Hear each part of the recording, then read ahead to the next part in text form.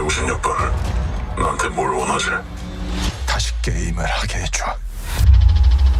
시려는 게 아닙니다. 여러분들에게 기회를 드리는 겁니다. It's no wonder Squid Game became a smash hit. The ingredients, economic desperation, blood sport, and childhood games might sound strange, but the result is a fantastic death or glory drama. While Season 1 introduced viewers to this clandestine, deadly game, featuring people on the brink of financial ruin as participants, Season 2 explores how emerging on top through the carnage haunts the winner. If you're looking for a refresher on the story, First Curiosity has you covered. We'll break down every twist, suspenseful moment, and jaw-dropping development, and discuss what it all means for the future of the show. Gi-hun, the Broken Man.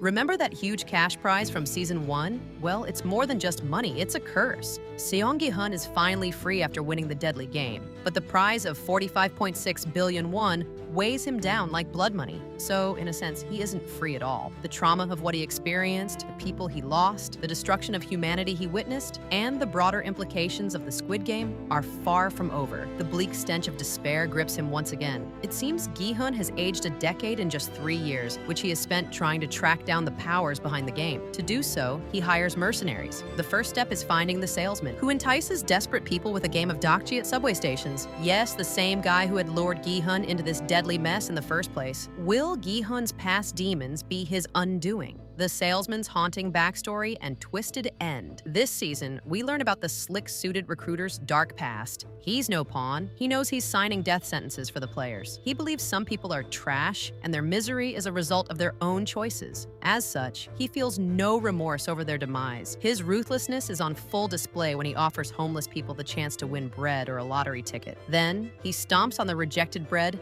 and laughs in the faces of those who chose to gamble their luck. The salesman is pursued by Gi-hun's men, Mr. Kim and his underling Woo Seok, but he's always one step ahead. He kidnaps them and forces them to play a twisted game of rock, paper, scissors, -1 with a Russian roulette twist involving a gun. The intense sequence ends with Mr. Kim's death. Woo Seok is left clearly shaken, but the salesman isn't done. He challenges Gi-hun next. The Squid Game winner mocks the salesman for being the frontman's lapdog and the VIP's subordinate, which prompts the mysterious dokji expert to play Russian roulette with him. He creates rules where the odds will never be reset. After 6 rounds, one of them must die. The salesman is revealed to be a merciless sadist who admits to having shot his own father while working as a Squid Game guard in the past. After a tense back and forth, Gi-hun's luck prevails. The salesman pulls the trigger, dying right in front of Gi-hun, leaving behind a bloodied silence that reeks of his deranged worldview. The recruiter's death also sets the stage for Gi-hun to reunite with Jun-ho, the detective who wanted to uncover the truth about his brother,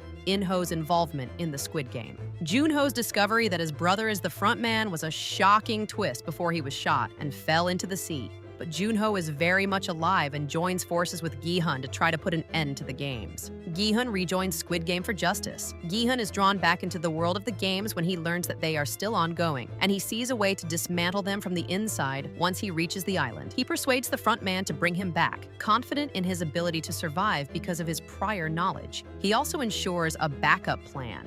Jun-ho and other mercenaries who are ready to infiltrate the island, using a tracker embedded in Gi-hun's tooth. However, the masked employees know every move the participants make, and they dispose of the tracker. Gi-hun knows he's in deep trouble, but he focuses his mind on trying to keep as many players alive as possible. Of course, no one believes the reality of the games at first, thinking he's a madman, until the infamous red light, green light game begins. Still, they remain skeptical and prioritize their own needs. Despite Gi-hun's insistence, there's a vote and, surprise, the allure of the big jackpot holds more power than life itself. So, the games continue. Danger level peaks for the deadly games. Gi-hun's plans to guide the players to safety lose momentum as the games change in scale and nature. What were once simple kids' games become even more lethal. While Gi-hun waits for Dalgona, he is blindsided by the second game, called the Six-Legged Pentathlon. In this game, players are grouped into teams of 5, and each member has their legs tied together. They must win mini-games like dokji, flying stone, gonggi, spinning top, and jegi to make it to the finish line. But there's a catch. The time limit is just 5 minutes. Once again, the playground becomes a shooting arena as bodies pile up. New players, old darkness.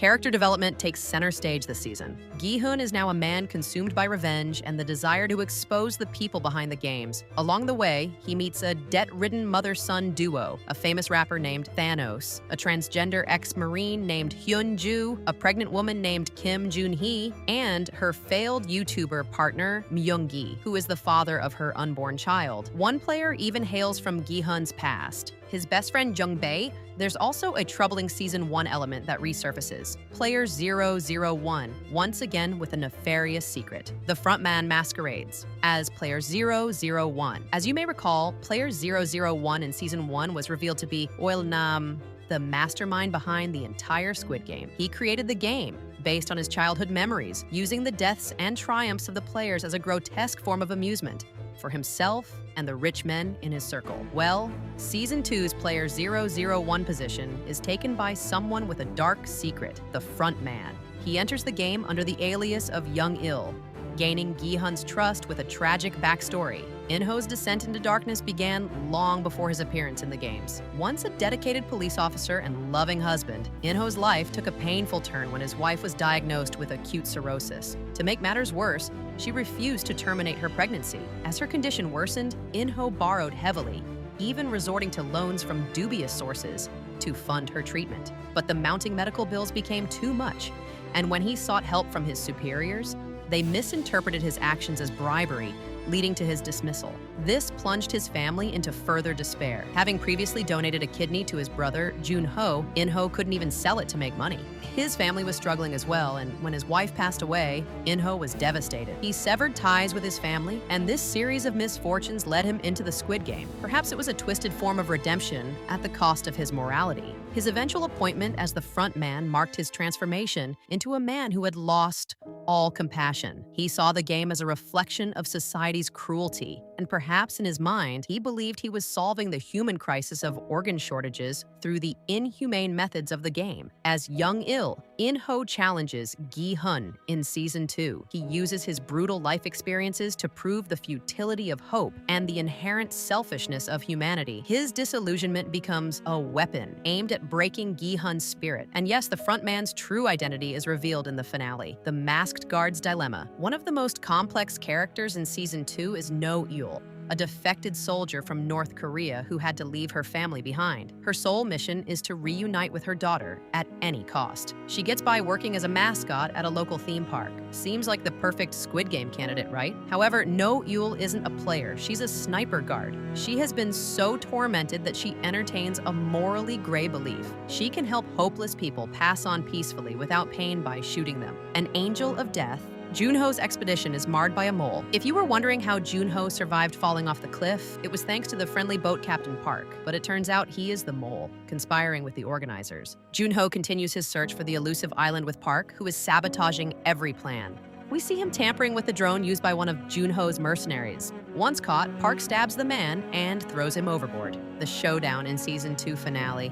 In the finale, Gi-hun formulates a plan to lead a rebellion with like-minded players. He knows this is his last chance to save lives. Together, they turn the tables, launching an assault with the guns of the masked guards. Their goal is to find the frontman and put an end to the games once and for all. Surprisingly, the frontman continues to maintain the ruse even amidst the chaos. When Gi-hun and his group are overwhelmed by the masked employees, the frontman drops his disguise, killing 2 players before faking his death to convince Gi-hun that their coup has failed. Gi-hun is once again haunted by his actions as his best friend. Jung-bae is killed even after they surrender. Life for Gi-hun has become one brutal lesson after another. The stage is set for Season 3. Season 2 definitely raises the stakes, diving deeper into the personal and social implications of the games. Gi-hun's journey is no longer just about escaping, it's about confronting the evil behind the mask and putting an end to the Squid Game once and for all. As the story builds toward a thrilling conclusion, Season 2 leaves us with more questions than answers. What will happen to the remaining players? Will the frontman reunite with his brother Jun-ho? Will the Squid Game ever truly end? And how far will Gi-hun go to ensure that no one else suffers the same fate? Or